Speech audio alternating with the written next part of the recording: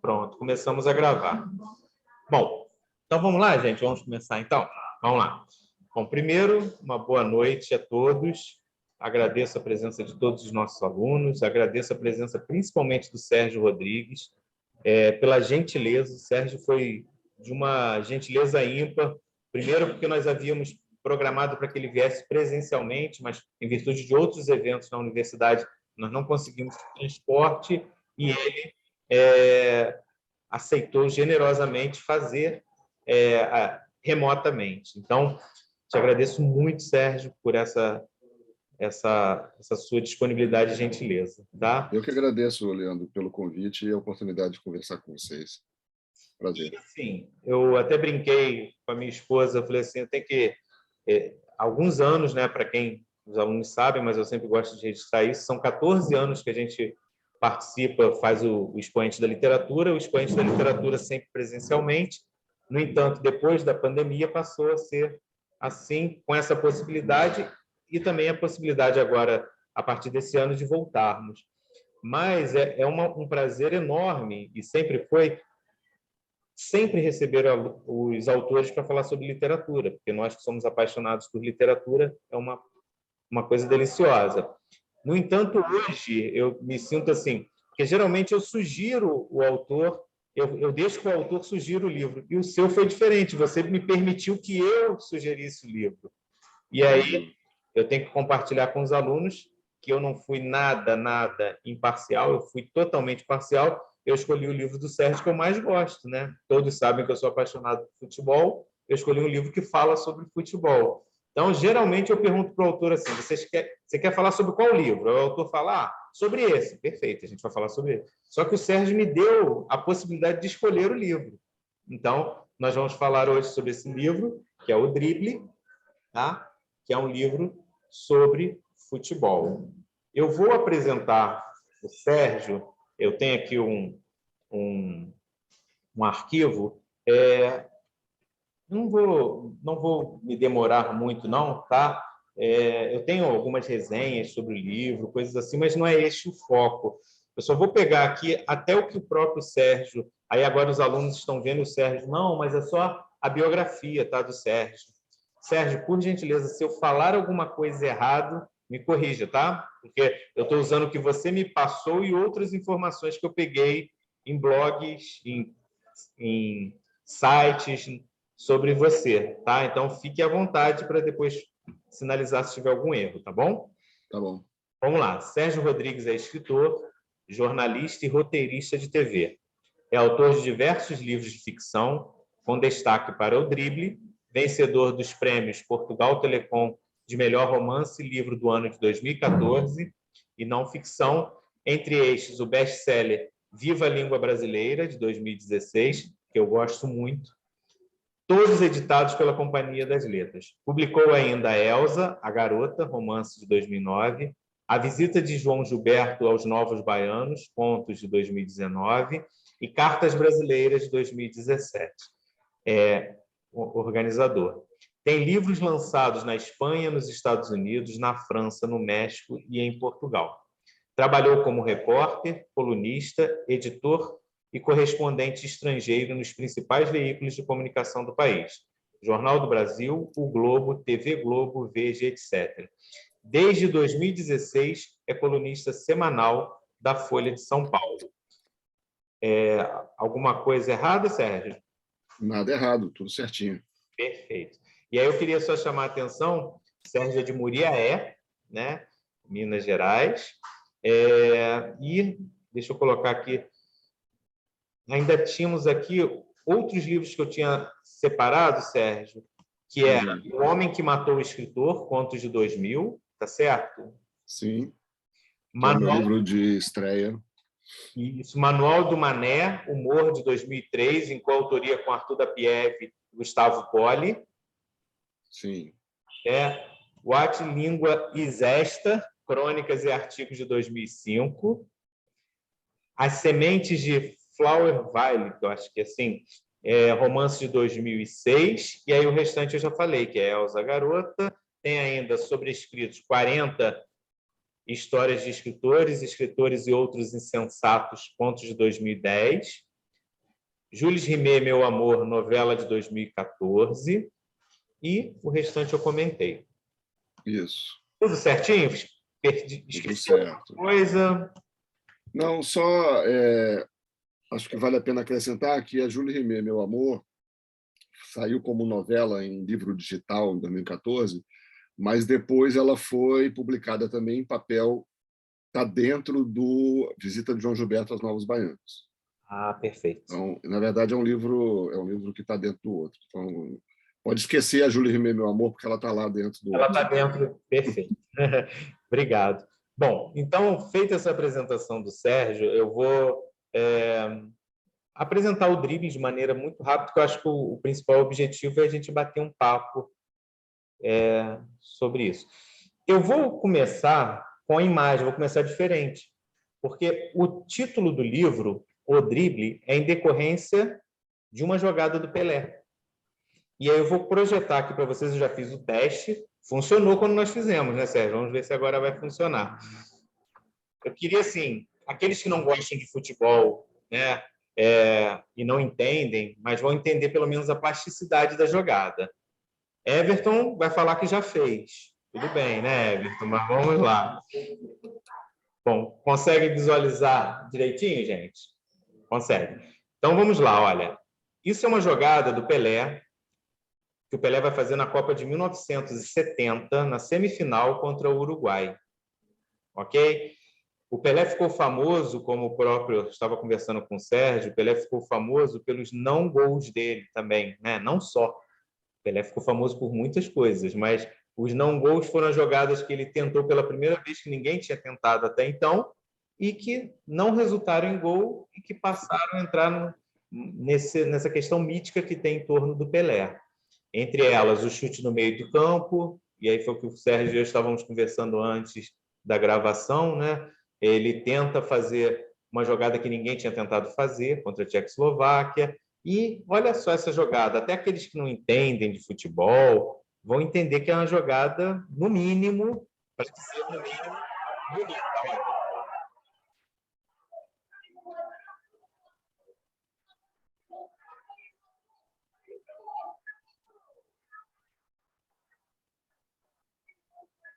Sensacional, né? Sensacional. Bom, entenderam? Bem, o título é em decorrência deste drible. Continua ali, deixa eu tirar aqui.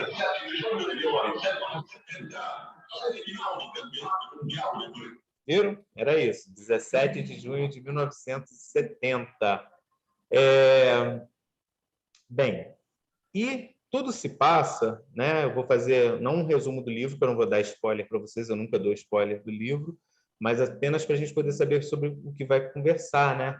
Trata-se, tem no início uma descrição belíssima dessa jogada, né? Eu até gostaria mais adiante ler, mas assim, acho que eu vou tirar a beleza de vocês terem um contato com isso.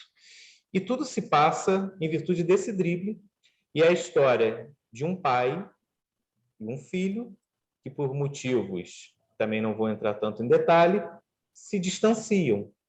E o pai, ele é um cronista da época do Nelson Rodrigues, aquela coisa toda, e o drible é o mote, é o motivo da existência do livro e até mesmo da aproximação. O pai e o filho têm uma série de situações a serem resolvidas e o livro vai desenrolar tudo isso, em torno disso. Mas tudo começa por causa do drible.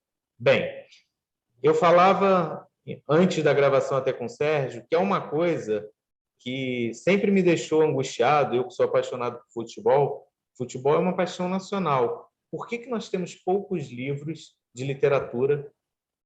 Tentem lembrar, nós estudantes de letras, temos alunos que vão se formar no final do semestre do ano agora.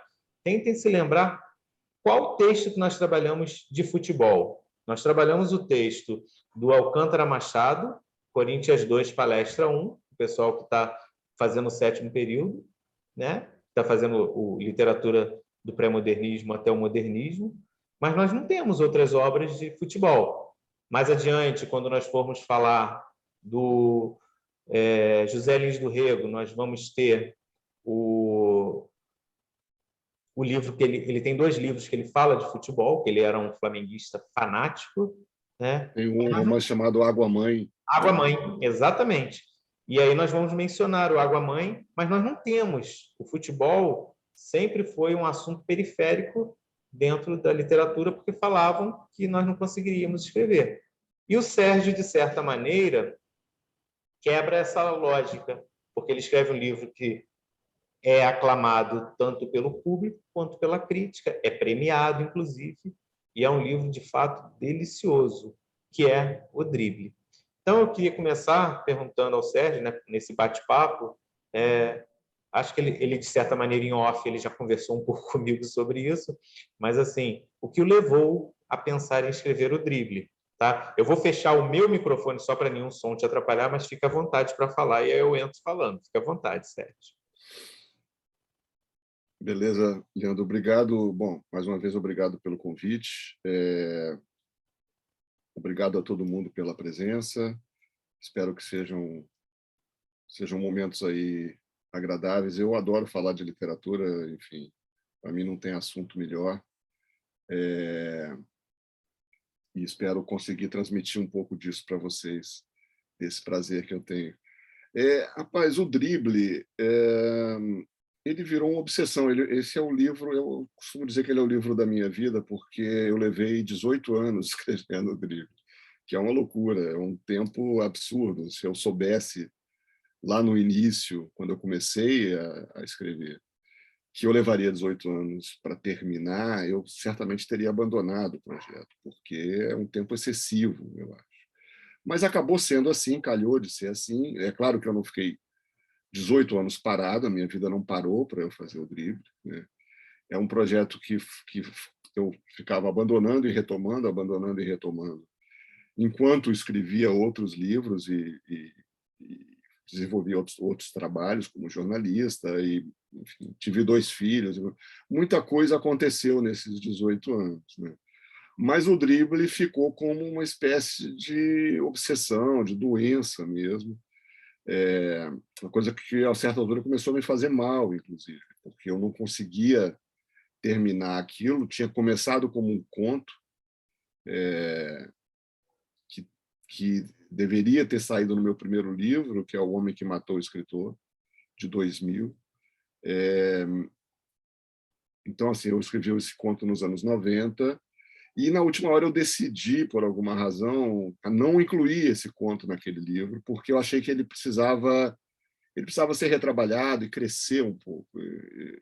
Era a história de um craque da geração do Pelé que tinha poderes sobrenaturais, Peralvo, que é um personagem importante do Drible. Mas o conto era a história do Peralvo só.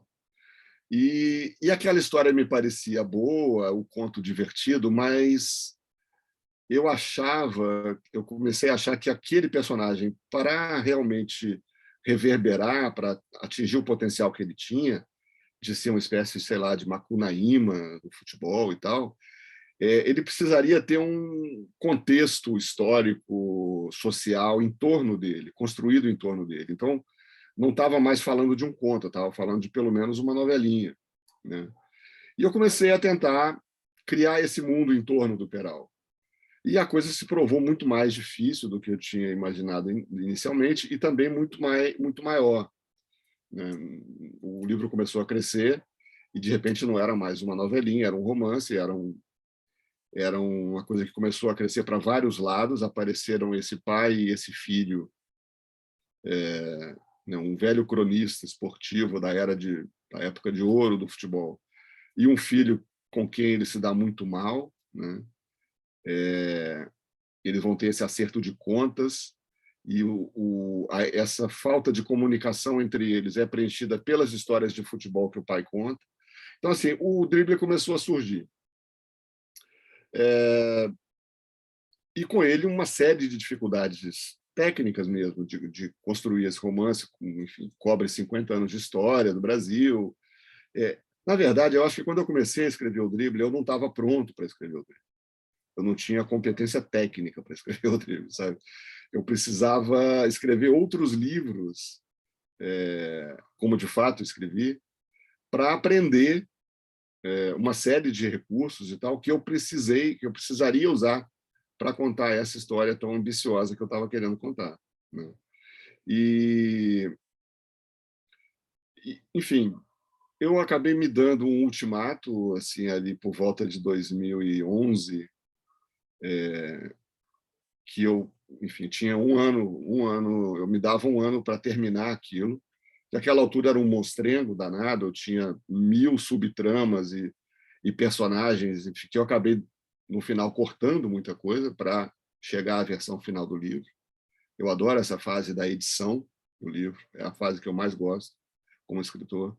Editar o material bruto que você mesmo escreveu, mas que você escreveu de maneira um pouco desordenada, para chegar num produto final. Essa fase da edição, para mim, é a mais gostosa. E é quando você descobre, enfim, o livro de fato que você está escrevendo, né? Me parece que ele vem mais na edição do que no ato da escrita propriamente dito. E é claro que a edição envolve escrever novas partes também, porque ali você descobre que tem uma lacuna aqui, tem uma ponte entre uma cena e outra que você precisa construir. Então, editar não é só cortar, né? Editar também é acrescentar coisas. Mas eu me dei esse ultimato e acabei conseguindo chegar a uma versão final que me pareceu satisfatória e para minha, até para uma certa surpresa minha, foi um livro extremamente bem recebido, né? Ele conseguiu uma coisa um pouco rara, que é sair do gueto literário, né? E ganhar comentários e resenhas e críticas favoráveis e tal, em outras áreas do jornal. A imprensa esportiva, por exemplo, adorou o Rodrigo, né? E a imprensa esportiva a gente sabe que fala com muito mais gente do que a imprensa literária, né? Um país como o Brasil, o público que a priori está interessado em literatura é um público reduzido. Então, isso ajudou a dar uma grande visibilidade para o livro. O Tostão, que é um personagem do livro, né? Que é o cara que vocês viram há pouco dando passe para essa jogada incrível do Pelé. O Tostão virou um cronista, né? Hoje ele é um cronista esportivo dos grandes, dos bons. E o Tostão se apaixonou pelo livro, ele me fez a gentileza de dizer que esse é o livro que ele gostaria de ter escrito, né? E eu falei para ele que eu trocava esse livro, eu dava o livro para ele assinar e desde que ele me deixasse assinar alguns daqueles gols que ele fez. Mas não deu, não rolou a troca. Enfim, foi um livro que teve essa carreira feliz, assim, e foi traduzido, ganhou um prêmio importante, né? O Portugal Telecom, que hoje é o Oceanos, né? Uhum. Então, assim, de certa forma, eu acho que ele desmentiu uma coisa que eu ouvia desde garoto e que certamente foi uma motivação também para eu escrever esse livro, que era a história de que o Brasil não tinha uma literatura à altura da importância que o futebol tem na nossa cultura, né? E, de fato, eu acho que não tem. Quer dizer, acho que é preciso explicar bem isso, até para não parecer arrogante da minha parte, dizer, não, eu vim para resolver uma lacuna e tal, mas eu acho que é uma meia-verdade essa história de que o Brasil não tinha uma literatura, nunca teve uma literatura à altura do futebol, porque a nossa crônica esportiva é brilhante, por exemplo. É brilhante. E a crônica é um gênero da literatura. Não, seria muito conservadorismo, muita caretice negar isso, né? Então, alto lá. Quando a gente fala que não tem literatura à altura do futebol, na verdade as pessoas estão falando que não tem romance à altura do futebol, né? Porque contos também, nós temos contos incríveis de futebol. Alguns dos nossos maiores contistas escreveram muito sobre futebol. O Rubem Fonseca escreveu bastante sobre futebol. O Sérgio Santana era um grande apaixonado por futebol, tem vários textos, várias ficções, inclusive uma novela no livro Páginas Sem Glória, que que trata diretamente, que trata muito do mundo do futebol. Então, o que eu acho que aqueles críticos e aqueles jornalistas que eu lia desde garoto, que diziam que tinha uma lacuna, que tinha uma lacuna, que tinha uma lacuna, o que eles queriam dizer é que não tinha um romance, né? Um romance reconhecido como um grande romance e tal. E eu acho que, em parte, isso se deve... Eu já ouvi teorias assim, de que isso se devia ao fato de que a intelectualidade brasileira é muito elitista e o futebol é muito popular, então assim, as pessoas não levavam aquele tema a sério o suficiente, né? Não achavam que aquilo seria digno de alta literatura. Um preconceito mesmo, preconceito de classe mesmo. Que eu acho que talvez explique parte do problema, mas com certeza não explica tudo. A minha experiência me diz que, se uma parte da intelectualidade tinha preconceito, sempre teve preconceito contra o futebol, e tem até hoje, né? Tem muita gente que tem preconceito contra o drible, contra o meu livro, inclusive. Se uma parte da intelectualidade pode ser acusada disso, uma outra parte, com certeza, não pode ser acusada disso. O que talvez eu conheci gerações de escritores e jornalistas e tal que teriam dado uma perna para escrever um grande romance de futebol, porque eles eram muito apaixonados pelo tema. E aí talvez o que tenha atrapalhado essa gente tenha sido o contrário do preconceito, tenha sido um certo respeito excessivo, talvez. Porque, afinal de contas, o futebol é essa coisa que tem uma ligação direta com a alma popular brasileira, né? Tão forte que intimida a pessoa. Então, eu não estou à altura de escrever sobre isso. Eu não tenho lugar de fala para escrever sobre isso. Enfim, na época não se usava essa expressão, mas alguma coisa nesse sentido. Assim. É possível que o tema tenha intimidado uma parte. É possível que o tema tenha sido considerado menor por uma parte dos escritores, sim, mas, com certeza, por uma outra parte, ele era considerado grande demais a ponto de intimidar. E, de fato, eu acho que ele traz uma série de dificuldades para a abordagem ficcional. Parte da minha demora em resolver esse livro vem daí, né? É um tema, de certa forma, autossuficiente, né? Porque o futebol cria suas próprias histórias, histórias muito ricas e muito fechadas em si. Ele é uma narrativa pronta, de certa forma. Então, quando você chega com a sua ficção, com as suas mentiras, digamos assim, porque a ficção não deixa de ser uma forma de mentira, né? É uma mentira que diz a verdade, mas é uma mentira, é uma invenção. Quando você chega com as suas mentiras a tiracolo, é um pouco difícil penetrar num mundo que já tem a sua mitologia, as suas mitologias, as suas tragédias e comédias, todas prontas, né? Seus personagens maiores que a vida, todos prontos.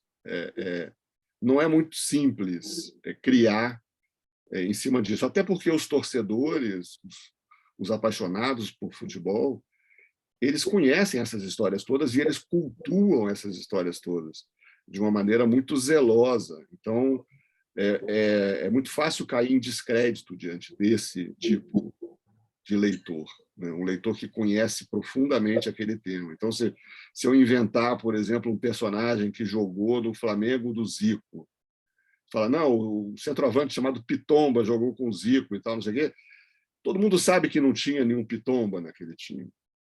Assim, aquela suspensão de descrença que um ficcionista precisa criar no leitor fica um pouco dificultada quando o conhecimento sobre um determinado campo é tão grande quanto é o conhecimento do torcedor brasileiro sobre futebol.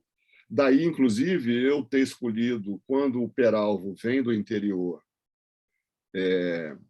para jogar no Rio, né? O Peralvo, o tal craque com poderes mágicos, né? Jogar no América. Eu estou falando de algumas coisas assim do livro, mas nada que vai estragar, não tem nada de spoiler, né? Pode ficar à vontade para falar. Não tem spoiler nisso. Mas quando eu trago o Peralvo para jogar no Rio, eu escolho um time que praticamente desapareceu, que é o América do Rio.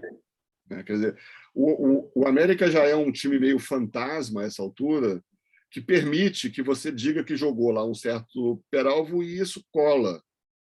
Se eu trouxesse ele para o Botafogo da época, já não colaria tanto. A gente está falando do início dos anos 60. Né? O Botafogo era um dos principais times do país. Junto com o Santos, eram os dois, né? Junto com o Santos, eram os dois grandes times do país. Então, assim, o América foi uma escolha também para driblar, para dar um drible nessa retranca que eu sentia do leitor, né? Do conhecimento, do enorme conhecimento que o leitor tem sobre a história do futebol, e me interessava fazer uma coisa enraizada na história, né? Quer dizer, o livro todo é muito enraizado na história do Rio de Janeiro, principalmente, não só a história esportiva, mas a história política, cultural e tal. Então, eu gosto de criar ficções nas brechas da história real. E se eu quisesse fazer uma fantasia total, aí eu não teria que ter esse tipo de preocupação. Eu estou falando de uma preocupação típica de uma história realista, né? De um romance realista. Falei muito, né? Mas Não, falou muito isso. não. Falou muito não. Acho que você, de certa maneira, já adiantou o próximo ponto que eu ia entrar, né? Que você, no drible, você faz uma imersão da questão histórica. Você fala do Rio, mas não só do Rio, né? Que você mergulha mesmo. Fala da ditadura militar, fala de muitas coisas ali. E eu fico imaginando, quando você disse agora 18 anos para escrever, o quão você teve que mergulhar também em algumas pesquisas para poder, de certa maneira, haver uma junção. Ou foi uma coisa, estou dizendo quanto à questão das pesquisas, das junções, das brechas, como é que você fez essa criação? Como é que você conseguiu trabalhar? Esse livro tem menos pesquisa do que parece. Tem muita... Claro, tem muita leitura, tem muita leitura de livros dessas épocas retratadas, né? Principalmente tem início dos anos 60, né? No Rio de Janeiro, e anos 80 no Rio de Janeiro. Anos 80 no Rio de Janeiro é a minha época. Eu não precisei pesquisar absolutamente nada, porque eu vivia aquilo. Eu vivia aquilo tudo. Exatamente. É o Neto, exatamente, a geração do... Até para vocês entenderem, o Neto é o filho e o filho é o pai. Na verdade, é um senhor de 80 anos com um filho que tem em torno de uns 50, e esse filho, eles levam o mesmo nome, e aí é o neto e o filho, né? Porque, no caso, o avô também teria esse nome. E o neto, ele é apaixonado pela cultura dos anos 80, né? Então, tem a ver com isso. É aquilo que eu falo, a gente não vai dar spoiler, mas a gente não tem como, a gente tem que apresentar algumas coisas. Então, o que o Sérgio está dizendo é que é a época dele, então, de certa maneira, não teve grande dificuldade, né? Não, o Neto, de certa forma, sou eu, quer dizer, o Neto é um pateta, né? Ele é uma versão piorada de mim, eu acho. Eu gosto de fazer versões pioradas de mim. Não tem nada de autoficção, não tem nada de autobiográfico ali. A minha relação com meu pai sempre foi excelente. Meu pai não era cronista esportivo, mas tem alguma coisa, aquela geração é a minha, aquelas pessoas com quem ele convive, eu conheci, quer dizer, ele tem uma banda de rock, né, porque nos anos 80 era quase obrigatório você ter uma banda de rock, eu também tive, quer dizer, então tem muito de autobiográfico, essa parte não tem pesquisa nenhuma. A parte dos anos 60 tem um pouco, e a parte do futebol tem bastante, mas assim, consultar catálogos de jogos da época, para não falar nenhuma besteira, criar jogos que fossem plausíveis ali para aquele momento, com jogadores que estavam jogando naquele time naquele momento. Então, assim, mais um nível de detalhe e tal. E o resto é imaginação mesmo, que é o que eu mais gosto. Eu gosto de inventar, mas eu gosto de inventar coisas que pareçam reais. Então, eu gosto, por exemplo, de botar personagens reais interagindo com os personagens fictícios, né? O Nelson Rodrigues é um sujeito que está em vários livros meus. Vários livros tem o Nelson. O meu livro novo, que sai agora em julho, pela Companhia das Letras, que é um romance também, chamado A Vida Futura, está lá o Nelson. O Nelson é uma espécie de talismã. Assim, desde o meu primeiro livro, eu gosto de criar histórias em que aparece, seja para fazer uma ponta, ou para ter um papel um pouco maior, o Nelson Rodrigues. O Drible tem outros personagens, né? Tem João Saldanha, enfim. Eu gosto de criar essa coisa das ficções que são enraizadas em história. Eu não acho que seja o único jeito de fazer ficção, de jeito nenhum. Eu adoraria ser capaz de criar uma ficção completamente fora do tempo e do espaço, só que eu não sei fazer isso. Eu tenho uma frase boa do Mário Quintana que eu gosto de citar. Ele dizia que o estilo é uma limitação que faz cada escritor só escrever como pode, né? E eu concordo inteiramente com Quintana.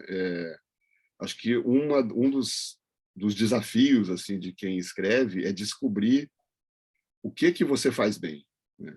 Porque ninguém faz tudo bem, ninguém é bom em tudo. Então, descobrir e explorar os seus pontos fortes e minimizar os seus pontos fracos para que eles não fiquem muito evidentes, eu acho que é a grande tarefa, assim. E no meu caso, o que eu acho que eu faço bem, que eu gosto de fazer, é usar a ficção para iluminar uns pontos escuros da história, sabe? Eu tenho um livro chamado Elsa a Garota, que você citou, que é um livro que também foi traduzido, que também vendeu bem. Esse é uma ficção histórica mesmo, com muita pesquisa, é outra história, é outro barato, bem diferente do livro. É um livro que é metade um ensaio histórico e metade ficção, e são dois polos que ficam em tensão permanente, digamos assim. Um desmentindo e confirmando o outro o tempo todo, né? Também é uma forma de usar a ficção para tentar iluminar uns cantos escuros que a história real deixa, né? Porque a história real também não deixa de ser uma forma de ficção, né? É uma narrativa que é construída também, a gente sabe disso. Claro que ela é construída com outros parâmetros, ela é construída com parâmetros históricos, historiográficos, que você precisa prestar contas à realidade de uma maneira que a ficção não precisa, mas, no fundo, são histórias, né? E eu acredito que a ficção é capaz de iluminar coisas que a história não consegue iluminar, né? Perfeito. O que você coloca, assim, o que você diz de criar algo que seja verossímil, digamos assim, bem imerso, isso fica muito claro no livro, porque os catálogos, a gente sabe que hoje em dia existem as enciclopédias de futebol com as datas dos jogos. A minha esposa, que não gosta, ela fica me perguntando por que você tem livros que mostram quando que o time jogou no dia tal, Eu tenho livros, eu tenho livro da história do Campeonato Carioca, que se eu quiser, assim, você me falar agora, 1910, eu vou lá e abro e digo quem jogou no 1910. Mas hoje em dia isso tudo está na internet, ela até fala assim, né? Só que você conseguiu de uma maneira tão bem executada que, volto a dizer, parece que a imersão histórica que você faz da pesquisa é muito grande, de fato, porque você vai concatenando tudo de maneira que fala, caramba, ele teve que fazer uma pesquisa lá. E o que você comentou, nos anos 80, talvez, nem fique tão claro para a gente que há, porque talvez também, né, eu nos anos 80 eu era criança, mas para mim também estivesse mais assim na recordação. Então, coisas que eu vivenciei de uma maneira muito fácil, então você vai. Agora, anteriormente, eu acho que você consegue um resultado muito bom mesmo. E aí, agora você explicando qual é o seu método, o seu estilo, fica muito claro da gente entender, então, como que esse resultado é alcançado. E eu concordo com você também, que a ficção consegue resolver isso. Porque a gente acha, às vezes, que a ficção ela não tem, ela tem apenas o papel da, como diria o Manuel de Barros, né, 90%, como é que é? 90% é mentira e os 10% é inventado, né? Ou é o contrário, eu não me lembro agora, mas é mais ou menos isso. Ali você consegue trabalhar a mentira com o inventado e com o real, de maneira que o leitor muitas vezes vai se perguntar, mas será que o Peralvo existiu mesmo? Será que o Peralvo... Não sei se você passou por isso. Será que o Peralvo atuou? Será que teve algum jogador na história que era o Peralvo lá do América? Você passou? Olha, rapaz, passei. Ah, O Peralvo está tentando existir de verdade. Ele tem dois episódios assim que mostram que o Peralvo está tentando deixar de ser um personagem de ficção e virar um personagem histórico. O primeiro foi uma resenha, que eu não vou citar aqui onde foi, porque, enfim, exporia alguém desnecessariamente, mas uma resenha que dizia que o maior mérito do meu livro era restaurar a memória do grande craque Peralvo. o cara acreditou na ficção. E não se deu ao trabalho de checar também, enfim. mas, por um lado, você se sentiu envaidecido, fala a verdade. Claro, eu consegui enganar ele. Mas por um lado, eu fiquei um pouco triste também, porque, enfim, é uma prova de ignorância grande, né? Mas na verdade, a história mais legal é que o José Trajano, que é um grande jornalista e escritor da imprensa esportiva, tem um livro chamado Tijuca América, sobre a história do América. O Trajano é americano, né? Americano doente. E ele faz uma série de perfis dos grandes craques da história do América. E ele incluiu o Peralvo. Ah, que legal. Ele incluiu o Peralvo. Tem um capítulo lá no livro do Trajano. Ele conta a história do Peralvo e, no final, ele fala, olha, o único defeito do Peralvo é que ele não existiu. Poxa, mas que legal essa história. Muito divertido, muito legal.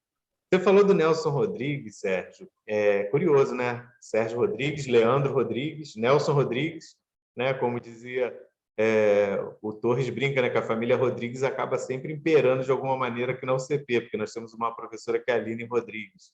Então, o Torres sempre brinca, né? Quando ele vem aqui, ele fala assim, a família Rodrigues sempre impera por aqui.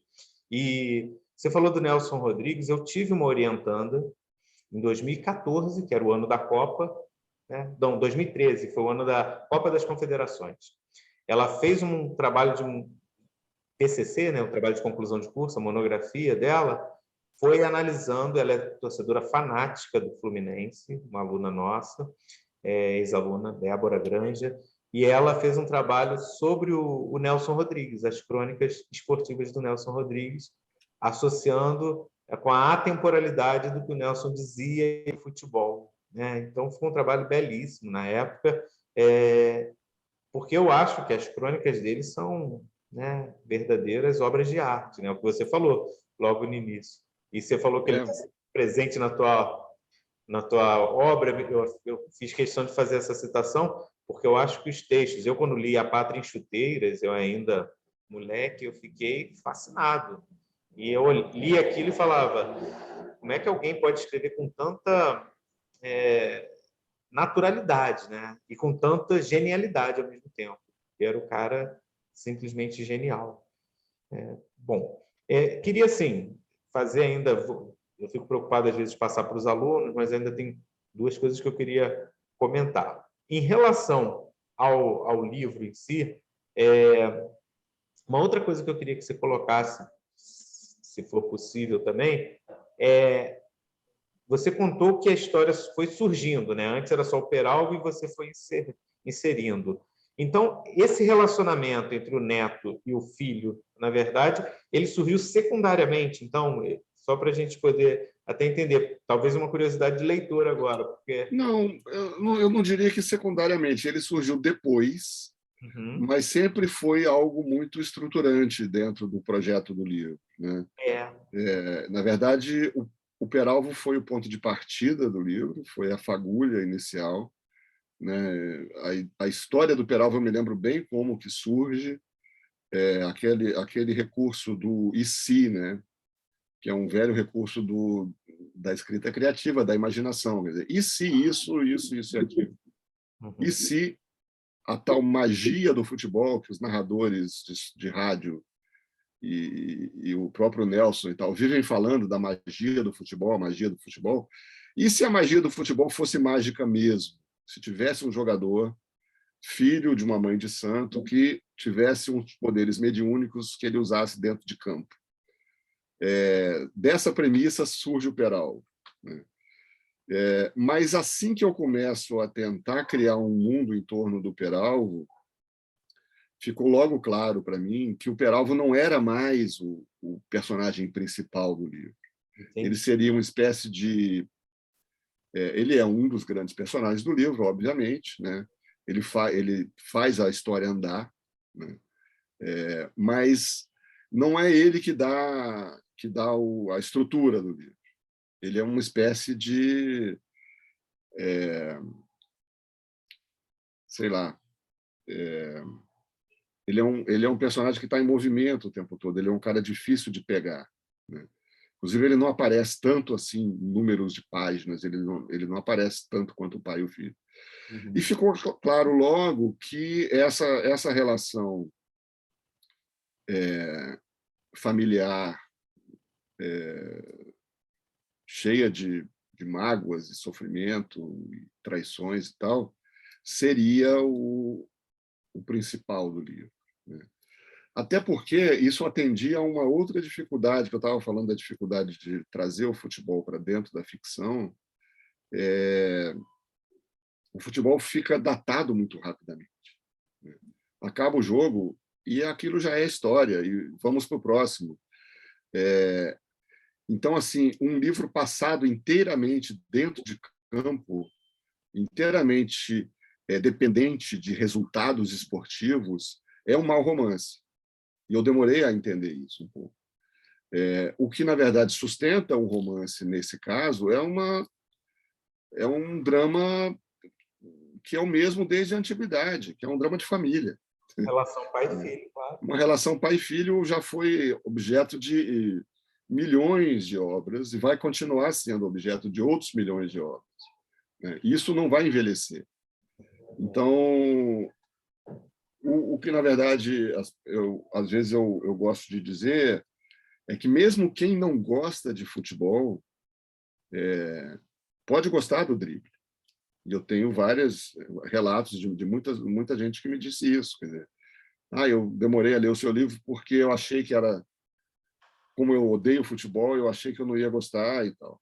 E não é preciso gostar de futebol para gostar do drible, porque o drible é um romance. Ele não é uma história de futebol. Ele é um romance que se passa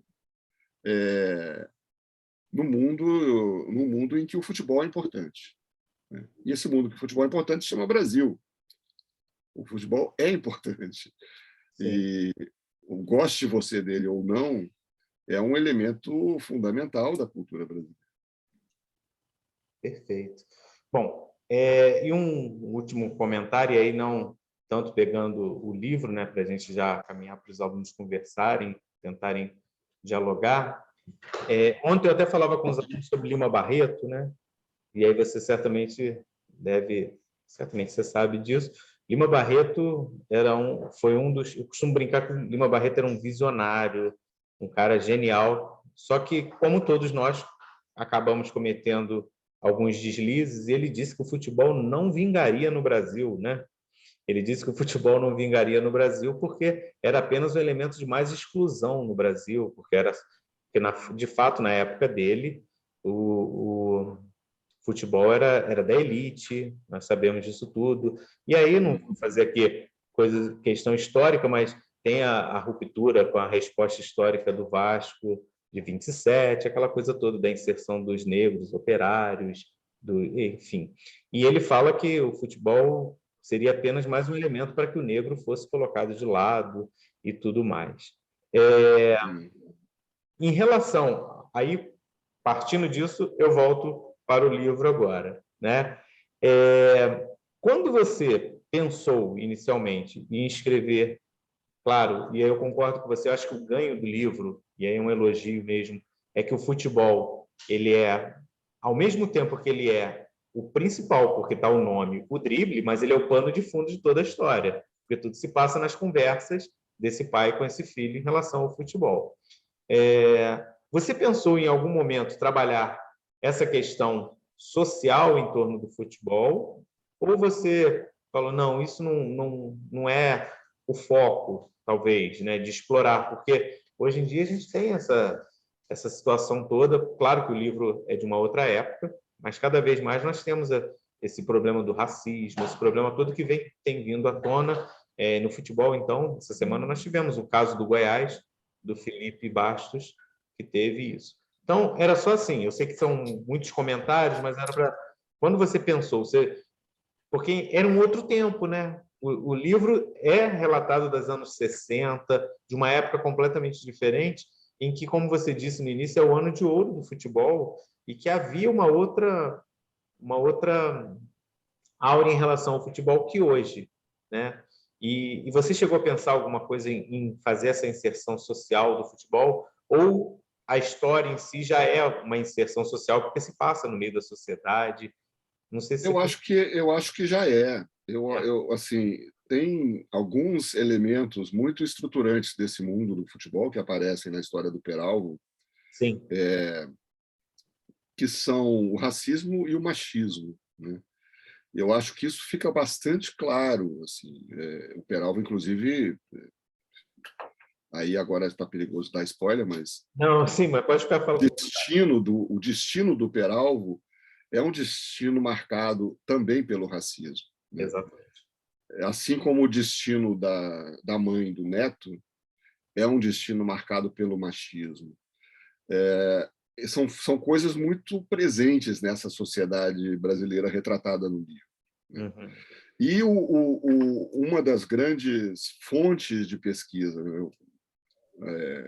para a história, para a parte histórica do futebol, é um livro do Mário Filho, irmão do Nelson, né, chamado O Negro no Futebol Brasileiro, que é uma obra-prima da literatura brasileira. Não é ficção, né?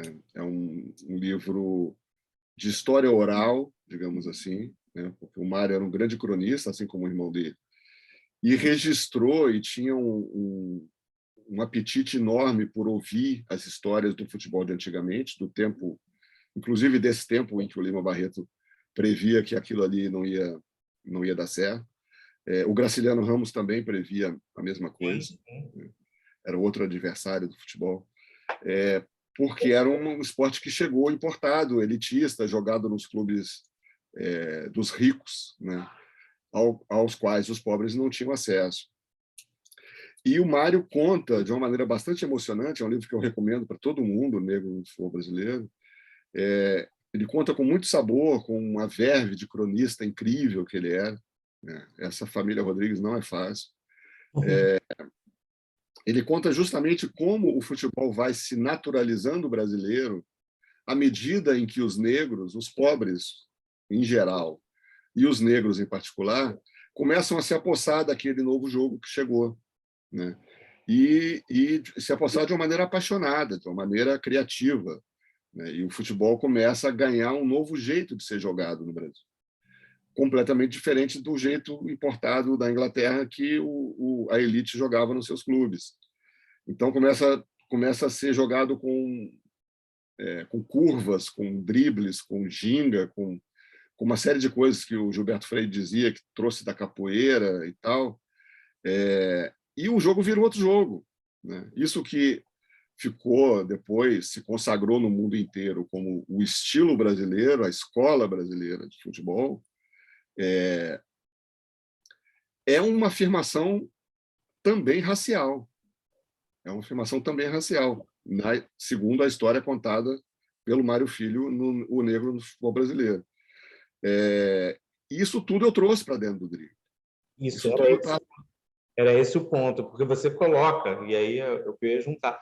Isso fica muito claro para mim, né, porque eu conheço o negro no futebol, a história do negro no futebol, o negro no futebol brasileiro, do Mário, e lendo o seu livro, para mim era muito claro, mas o que eu queria era ouvir de você, assim, se você fez isso porque queria retratar aquele momento, que era uma coisa natural, que infelizmente se estende até hoje, ou se vocês, não, eu vou deixar bem claro que não era uma coisa natural, eu quero enfatizar se havia esse interesse, né?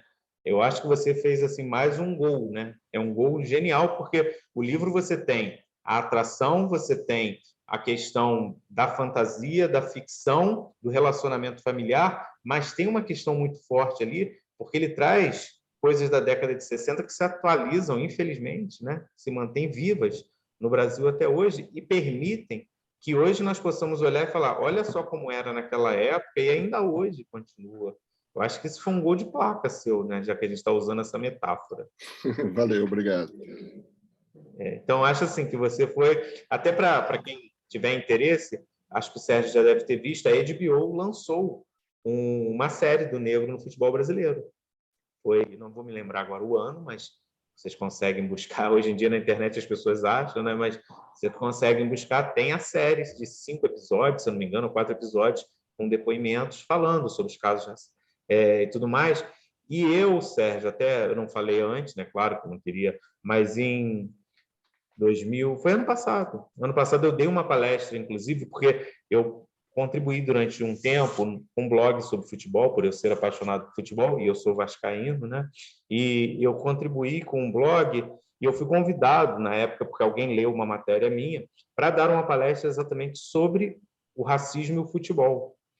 E tinha um problema sério de lugar de fala ali, né? Que a gente sabe isso tudo, mas era um meio acadêmico e eu falei sobre o negro no futebol, falei isso tudo, e o mote da minha fala era exatamente, para quem não sabe, a resposta histórica, né? Que é uma carta publicada porque eles exigiram, né? Fizeram a sugestão de que o Vasco, para poder não ser desfiliado de uma liga, mandasse embora os negros e os pobres do time. E aí o Vasco não fez, não aceitou e teve que ser desfiliado por causa disso. E aí eu faço essa história e eu tenho uma crônica exatamente falando, contando essa história. Partindo dessa crônica, não sei como acharam a minha crônica e me fizeram esse convite. E o mais triste que eu acho, Sérgio, não sei se você concorda, é que a gente vê coisas que lá atrás, talvez na década de 80 não eram tão problematizadas, a gente talvez achasse que estivessem superadas, mas que hoje elas voltam com muito mais força, né? Nesse tempo que a gente está tão polarizado, umas coisas assim muito absurdas. Não sei se você concorda comigo. Sim, concordo, sim. É. Essa atualidade dos nós, o Brasil tem vários nós, né, que ele não resolveu historicamente, todos eles consequência da escravidão, né, e do modo como ela foi abolida e do tempo que ela durou, dos séculos que ela persistiu. E a gente até hoje não resolveu. E aquela coisa, quando você não resolve um problema, quando você abafa esse problema, ele volta, né? Ele volta, e volta pior, volta como doença, né? E o Brasil está às voltas com essa herança, enfim, esse momento terrível que a gente está vivendo hoje. Parece que foi politicamente falando. Parece que foi tudo jogado para debaixo do tapete. Em algum momento vamos fazer uma limpeza na casa. Quando você tira o tapete, descobre que o problema volta tudo, né? Volta né? tudo. Bom, assim, e aí só para eu fechar, né, que aí eu passo a palavra até para você e para eles, né? Eu queria só ler um trechinho, eu não vou ler tudo, mas o trechinho que eu falei com vocês, porque logo no início, até para vocês entenderem, né, tem a descrição desse gol que eu falei, que é uma coisa genial, e vocês viram no início. E eu falava com o Sérgio, falava de propósito, porque ele usa essa expressão aqui, né? Depois que o Pelé faz isso, né? Ele coloca aqui, quer ver? Olha, só para vocês. Deixa eu só pegar aqui a parte. Eu tinha colocado com o dedo e me perdi. O que o Pelé tem de fazer agora é bem facinho, uma mão. É ou não é? O velho abre um sorriso, tem que se ver com nitidez a sombra da caveira que logo será. Tem que frear para corrigir radicalmente seu ângulo de deslocamento, frear e no mesmo instante recomeçar a correr na outra direção, atrás da bola agora. Ele que vinha no tropel mais desembestado, fingindo ignorá-la. Acabou o reinado da ideia pura, sublime demais para durar no tempo. O mundo material se impõe outra vez com sua massa, sua aceleração, as leis da física todas. O cara tem que dar uma quebrada de 90 graus, quem viu o lance vai se lembrar, e não perder velocidade, porque, veja bem, há que chegar na bola antes dos adversários e ainda com um bom ângulo no chute. Murilo solta a imagem, ele está brecando a imagem e falando sobre a jogada. Pelé consegue fazer as duas coisas, que beleza, congela de novo. Vai chutar e marcar. Todos antevemos isso. O estádio de pé, com seus pulmões, que nesse momento podiam ser todos de pedra, diz Floriano um pouquinho, pois não inspiram nem expiram. Vai chutar e fazer o gol. Acontece que não é tão simples, porque Pelé agora está do lado errado da bola. Meio de ombro para o gol, tem que bater nela no movimento de meio giro. E aí, meu Deus, ele erra. Pelé erra. Perde o gol que não poderia deixar de perder, pensando bem, para que o mito se consumasse. Na verdade, é genial, assim. Continua aqui, tá, gente? E é toda a história passada, mas eu só peguei o trechinho e eu acho que, claro que se ele tivesse feito, seria, né, antológico. O gol do Maradona da Copa de 86 eu acho que perderia fácil, tá? Que é considerado o gol mais bonito das Copas, né? O gol do Maradona contra a Inglaterra. Mas também entra essa questão mítica em torno do Pelé, né? Aquilo que você falou, ele ter coragem de fazer antes dos outros. Coragem não, né? A ideia, né? Né? Aquela coisa de fazer antes dos outros. E isso eu acho que é uma coisa sensacional. Não sei se você vai se lembrar, Sérgio, eu era garoto, eu tinha 10 para 11 anos. Na Copa de 90, na Itália, a extinta TV Manchete, ela dava comerciais com lances das Copas anteriores. E eu me lembro que eu ficava maravilhado. Hoje em dia, esses dias eu me peguei no YouTube procurando isso para mostrar para os meus filhos, né? E tem um momento, que aí eu não vou me lembrar agora se é o Armando Nogueira, que é outro genial, né? O Armando Nogueira, nós tivemos um aluno botafoguense que fez a monografia sobre as crônicas do Armando Nogueira, aqui. Isso foi 2016. E o que ele... Eu acho que é o Armando Nogueira, que eles transformam os lances não gols do Pelé em gols. E aí o Armando fala, é genial, mas é frustrante, porque acho que o mais interessante é você imaginar que aquela bola vai entrar e ela não entrou. E aí você fica com essa sensação, até o Pelé erra, né? Que é o que você coloca aqui, que me lembra muito isso, né? Uhum. Bom, acho que também eu falei demais, é porque eu fico empolgado, porque eu gosto tanto de futebol que eu acabo falando demais. Eu queria perguntar para os alunos se eles têm alguma coisa. Podem perguntar não só do livro, podem perguntar do processo de criação, podem perguntar o que vocês sentirem à vontade. Olha, a Beth já levantou a mão. Ela não quis ir para lá, mas ela vai perguntar, Sérgio, tá vendo? Sérgio, se não der para ouvi-la, eu reproduzo aqui, tá? Porque às vezes o som vai ficar vazado. Sobre essas questões, né, que ficaram embaixo do tapete, que estão surgindo, não só as questões sobre o racismo, mas também sobre a ditadura, né, e que estamos ameaçando outra vez, e sobre essa ficção que ilumina os pontos escuros, e se no livro, de que modo você trata essa época em que o futebol, né, a Copa de 70 exatamente, foi um pouco renegada, né, ou muito renegada, e o futebol também ficou sendo uma coisa tratada como alienante, etc. Todo aquele discurso por conta da ditadura mesmo, das pessoas que estavam sendo mortas, torturadas durante os anos 70, né? E, inclusive, pessoas ligadas ao futebol, como a família Saldanha, né? O irmão Saldanha, tanta gente torturada, perseguida, né? E isso, como é que passa isso? Também é um ponto que é iluminado pela ficção ou é só um pano de fundo? Tá, deixa eu... Não, isso eu ouvi, eu consegui ouvir. Ótimo, obrigado. Obrigado, Beth. Não, a ditadura é mais do que um pano de fundo no livro, né? Eu não quero dar spoiler, mas um personagem muito importante do livro morre torturado, assassinado nos porões da ditadura, né?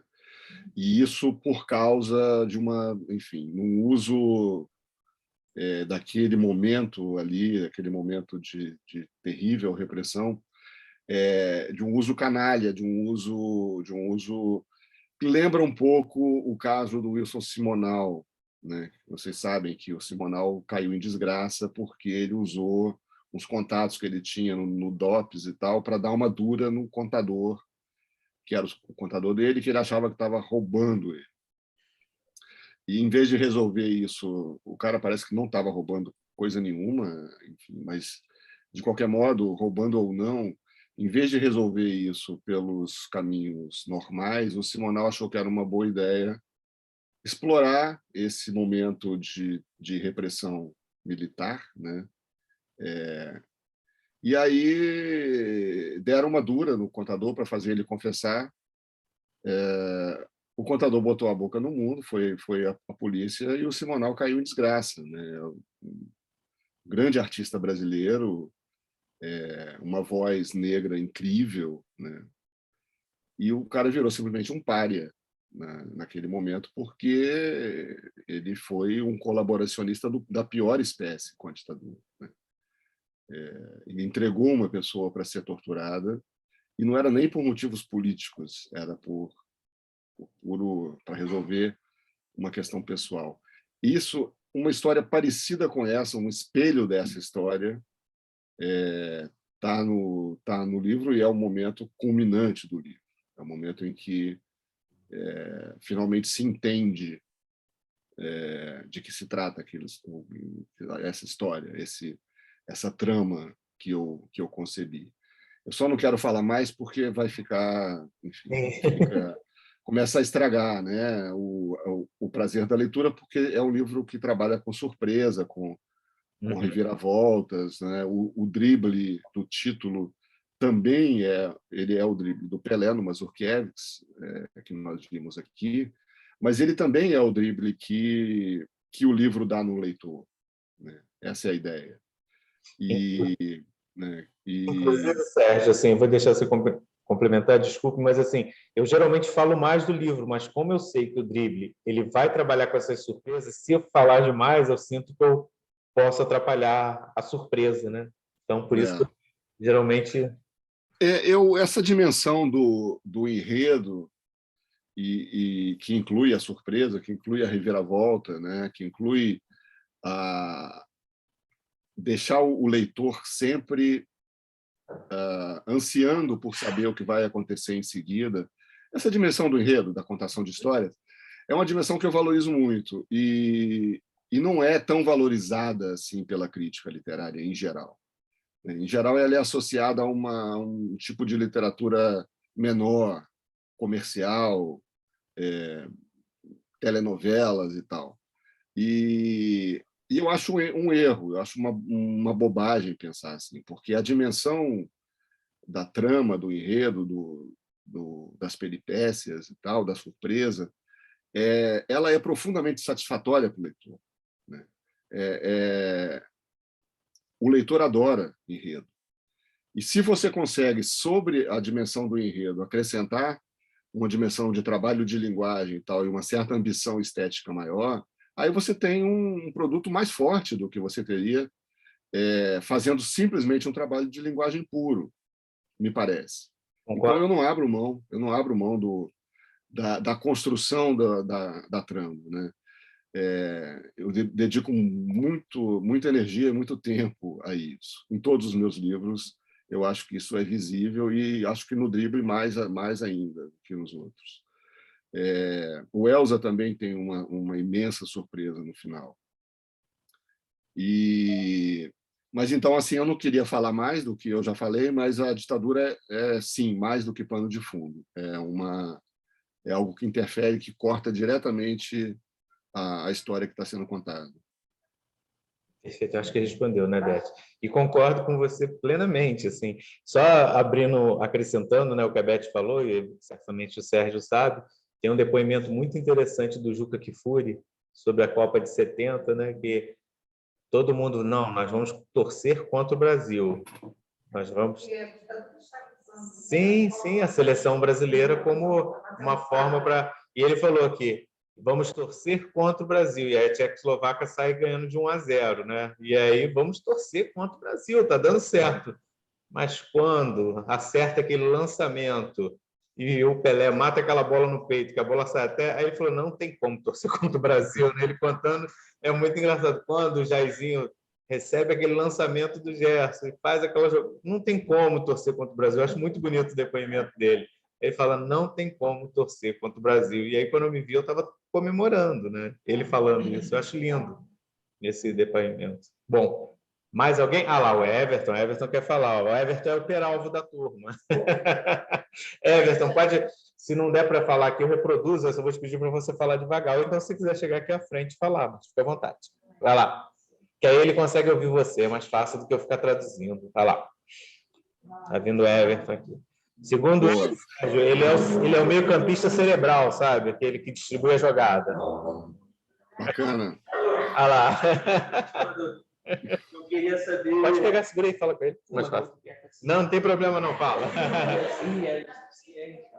Vai lá. Eu só queria saber o quanto a sua formação, tanto como profissional e em relação à academia, porque o senhor é jornalista, o quanto isso ajudou na sua linguagem, na sua estética, na sua escrita literária, e se teve a inspiração, que pelo que pareceu, teve bastante influência do Nelson Rodrigues, e se teve mais algum outro na sua estética literária ou na sua linguagem, por assim dizer.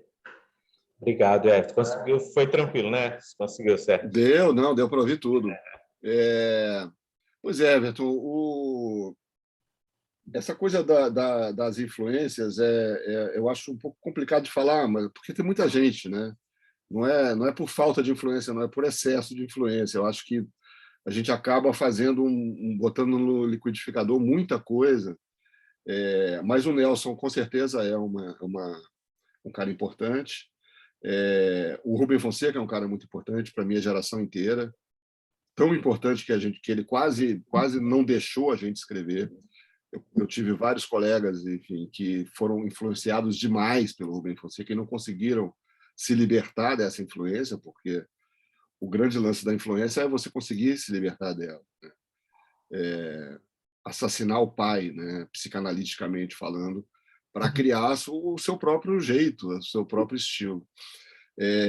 Agora, a questão do jornalismo, a literatura policial em geral é uma grande influência minha também. A questão do jornalismo é a seguinte: eu acho que o jornalismo me ajudou demais a ser um escritor. Agora, ele pode atrapalhar bastante também. Eu conheci algumas pessoas que não conseguiram, jornalistas que sonhavam se transformar em escritores, ficcionistas e tal, e não conseguiram entender o mais importante, que não basta você trocar a apuração, o bloquinho de apuração, pela imaginação, e você passa de jornalista a escritor. Não, você precisa virar uma chave de linguagem que é fundamental. Assim, a linguagem do jornalista é uma e a linguagem do escritor é outra. E quem não entender isso não faz a transição. Então, assim, o jornalismo me deu muita vivência, muita experiência, além de pagar as minhas contas durante muitos anos, ele me deu uma disciplina de escrever, de sentar e ter que escrever e escrever, porque um jornalista não pode dizer não tive uma ideia hoje, meu Deus. Estou com dor de cabeça. Isso não existe, né? Então, e uma abordagem mais romântica da literatura costuma ficar muito focada nisso, na inspiração, na coisa que vem de repente, e, né, a musa sopra no seu ouvido e tal. E um jornalista aprende que escrever é sentar e escrever. A questão da disciplina e a questão da persistência é muito valorizada na profissão. E eu acho que isso é algo que você leva com você quando você vira escritor, porque é fundamental. É fundamental. Escrever é difícil, escrever às vezes é chato, e, no entanto, é um trabalho, é um trabalho quase braçal. Tem um escritor americano que fala que é o trabalho braçal da mente, e eu tendo a concordar com isso, é o trabalho braçal da mente. E agora, o jornalismo, no caso do Drible, para mim, foi absolutamente fundamental, porque eu comecei a minha carreira como repórter esportivo, né? Eu cobri a Copa do Mundo do México em 86. Não cobri a de 70, que eu era uma criança. Mas quando eu vou falar, tem cenas passadas no México, né, no Drible, em 70, eu tinha estado lá 16 anos depois, porque o México voltou a sediar uma Copa apenas 16 anos depois. Então, eu não fui na mesma Copa, mas eu estava lá, eu sabia do que estava falando. Eu trabalhei no Jornal dos Esportes, que é um cenário também do Drible. Eu trabalhei no Jornal dos Esportes 20 anos depois que o personagem do Drible trabalhou, mas era na mesma redação, na mesma rua da Lapa. Então, assim, o jornalismo me botou em contato, em primeira mão, com esse mundo. Eu acho que eu não teria tido a competência e talvez nem a coragem de abordar esse mundo se eu não tivesse passado por isso. Então, assim, o jornalismo é absolutamente fundamental para mim, como escritor. Agora, é muito importante entender que a linguagem é outra. E eu demorei um pouco também a aprender a virar essa chave. E é difícil explicar em que medida ela é outra, mas ela é outra. A literatura te mergulha na linguagem de uma maneira que o jornalismo não faz. Quer dizer, por mais que um jornalista seja um bom texto, e tem textos primorosos no jornalismo, a linguagem para ele é um instrumento. Ela não é a coisa em si. E para um escritor ela é a coisa em si. O escritor não pode adotar a linguagem apenas como instrumento. Não funciona. Perfeito, Sérgio. Antes de eu ver se mais alguém tem a última pergunta, só uma curiosidade mesmo. Você presenciou o gol do Maradona ou não, né? Já que você estava lá em 86? Contra a Inglaterra, não. Eu tava cobrindo o grupo da Alemanha, e isso fez com que eu fosse até a final, né? E eu vi a final, eu vi a Alemanha e a Argentina. Então eu vi o Maradona jogar naquela Copa. Mas esse jogo contra a Inglaterra eu não estava lá, eu estava em outra cidade cobrindo a Alemanha. Poxa vida, hein? Bom, mais alguém quer fazer alguma pergunta? O Luiz. Opa. Diga, Quais Luiz. são as suas maiores dificuldades no processo criativo? Maiores dificuldades no processo criativo. Olha, eu acho que basicamente a preguiça. Eles se identificaram, Sérgio. Todo mundo viu aqui. Basicamente a preguiça e, nos últimos anos, as redes sociais. Esses são os meus grandes inimigos hoje. Porque assim, o tempo que a gente perde e a energia que a gente gasta hoje na internet é um negócio muito sério. Eu acho que tem que ter muito cuidado com isso. E você pode passar o dia inteiro diante do computador achando que está trabalhando e não fazer absolutamente nada, né? E, inclusive, tem uma escritora inglesa que eu gosto, chamada Zadie Smith, que aconselha com muita ênfase assim: só trabalhe no computador desconectado da internet, quando você estiver escrevendo, claro, ficção, né? O que não é tão fácil assim de fazer, porque às vezes você está escrevendo e você precisa checar alguma coisa. Pesquisa rápida, claro. Fazer uma pesquisa rápida no Google ali e tal. Aí pronto, aí você já entrou na internet, já foi distraído por 1 milhão de estímulos que tem ali e tal. Então, assim, é um adversário e tanto que é preciso vencer. Porque a criação, ela é imersão, né? Ela é imersão no seu material. Não tem mistério, não tem inspiração. Quer dizer, às vezes tem. Às vezes vem uma ideia genial que você não sabe de onde veio. Você pode chamar isso de inspiração. Mas, na minha experiência, essas ideias geniais que você não sabe de onde veio só aparecem depois que você ficou muito tempo ali quebrando a cabeça em cima daquele mundo, daquela coisa que você está tentando inventar. E a imersão, é concentração, é a capacidade de abstrair todo o resto e tratar aquilo como se aquilo fosse mais importante do que o mundo. Não é fácil. Não é fácil. Tem todo tipo de distração, não só essa que eu citei, mas, enfim, da vida, do dia a dia, da sua mulher, do seu filho que bate na porta, da conta de gás que vai vencer.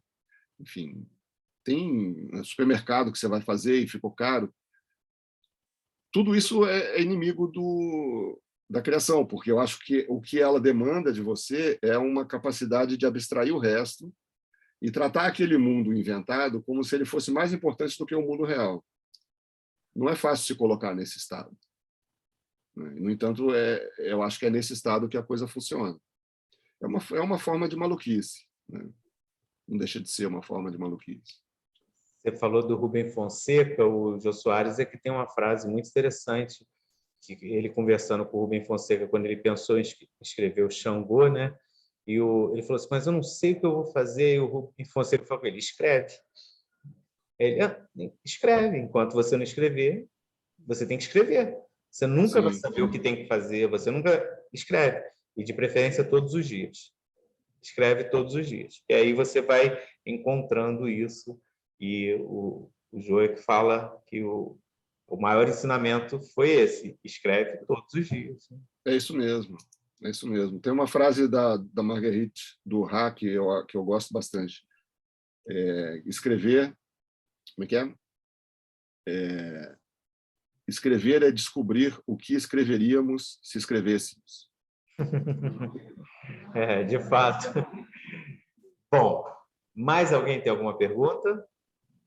Ninguém mais? Não mesmo? Tá. Bom, eu quero, assim, agradecer ao Sérgio, agradecer principalmente pela gentileza, o tempo todo, muito gentil.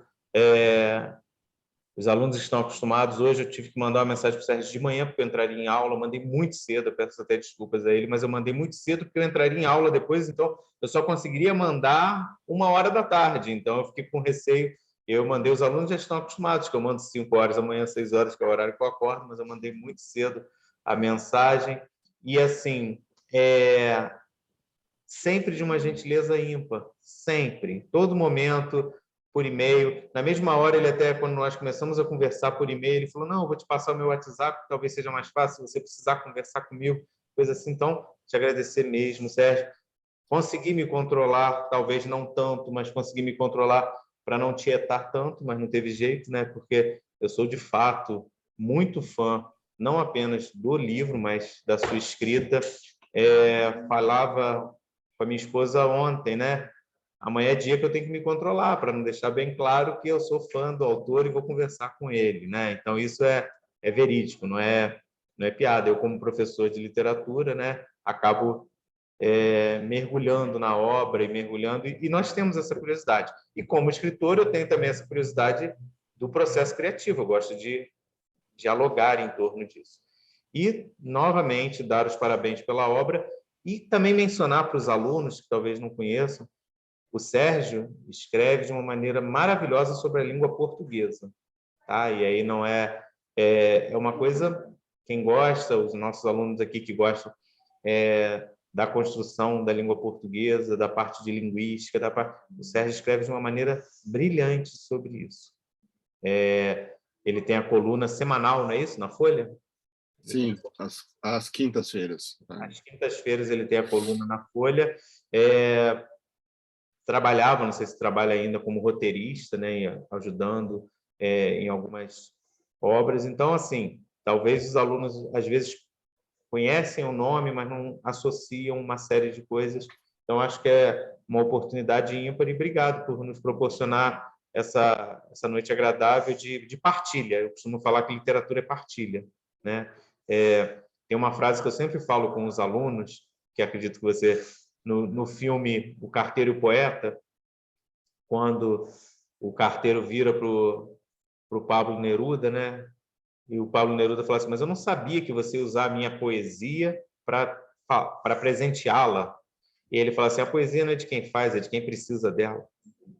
E aí é a mesma coisa. A literatura, ela tem esse poder. O poder foi criado por alguém, mas ela só reverbera porque a partilha com o outro é que faz a essência e faz com que a literatura se torne essencial. E aí eu te agradeço por essa partilha, te agradeço por esse tempo que você gentilmente dedicou a nós, e aí eu passo a palavra a você, se quiser fazer as considerações finais. Não, enfim, obrigado, Leandro, foi um prazer enorme, obrigado a todo mundo que participou, que fez perguntas, quem não fez perguntas também. E espero não ter sido muito chato falando. Eu só queria acrescentar, na verdade é uma curiosidade, você falou que é Vasco, né? O Vasco também está no drible, né? É o clube para o qual o Peralvo se transfere quando ele sai do América. Sim. Ele briga lá no América, tem uma briga lá com um dirigente importante e ele vai parar no Vasco. E a carreira dele se encerra no Vasco. Então, assim, eu escolhi o Vasco não foi à toa, porque eu sou Flamengo. Eu sou Flamengo de uma geração em que o Vasco era o nosso grande inimigo, o principal inimigo, né? O Zico versus Roberto Dinamite. E inimigo entre aspas, obviamente. Então, assim, eu queria que essa tristeza enorme, que era o fim da carreira do Peralvo, acontecesse num clube que não era o meu. Eu não queria que o Flamengo encerrasse a carreira do Peralvo, ficasse com essa mancha na sua história. Eu joguei essa mancha para o Vasco de propósito, de maldade. Eu sei. Eu sabia do time que você torcia e eu, claro, né? Como eu não queria dar spoiler, eu sabia. Claro que eu imaginei que tivesse sido algo desse tipo, né? E assim, mas olha, essa mancha, digamos assim, para mim é um privilégio, né? Porque o Peralvo vestiu a camisa do Vasco. Verdade. É isso. Verdade. Bom, agradeço muito, Sérgio. Muito obrigado por essa noite tão agradável. E assim, o Drible, gente, é apenas dois livros, volto a dizer. Não sei, Sérgio, eu fiz um comentário. Você conhece essa série que a HBO fez do Negro no futebol brasileiro? Você chegou a assistir na época? Sim, sim. Vale a pena a gente ver.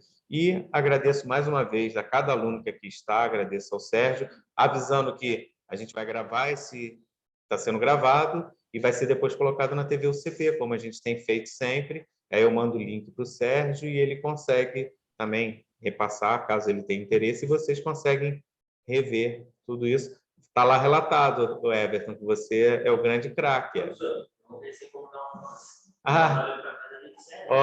Ele está falando que gostaria de pegar. Ele ia vir pessoalmente, Everton, mas não foi possível. Ele queria um autógrafo seu, era isso que ele estava falando aqui, o Everton. Pois é, eu queria ir, mas acabou não rolando, né? A gente acabou não conseguindo viabilizar essa minha presença aí. Mas a gente pode fazer o seguinte, claro, que aí a gente já está cavando, a gente pode combinar um próximo que o Sérgio possa estar aqui presente, ele fala de um outro livro, aí ele autografa. De repente, eu vou estar, como eu falei, eu tô lançando um romance chamado A Vida Futura em julho, né, final de junho, início de julho, pela Companhia das Letras. É um livro que eu acho que tem, enfim, acredito que tenha bastante interesse para estudantes de literatura, porque é um livro muito literário, em que eu trago o Machado de Assis de volta. Machado de Assis volta ao Brasil de hoje como fantasma e, enfim, é o que você pode dizer no momento. É o que eu posso adiantar. Perfeito, a gente pode conversar, a gente vai ver, Everton. O Everton já ficou interessado no autógrafo do Drible, e ele é flamenguista como você, Sérgio, por isso que ele se identificou logo. Tá certo? Bacana. Valeu, Everton. Gente, muito obrigado, Sérgio. Mais uma vez, muito obrigado. Uma boa noite para você. Obrigado, gente. A gente encerra. Obrigado, Leandro. Vou parar então a gravação aqui, só um minutinho.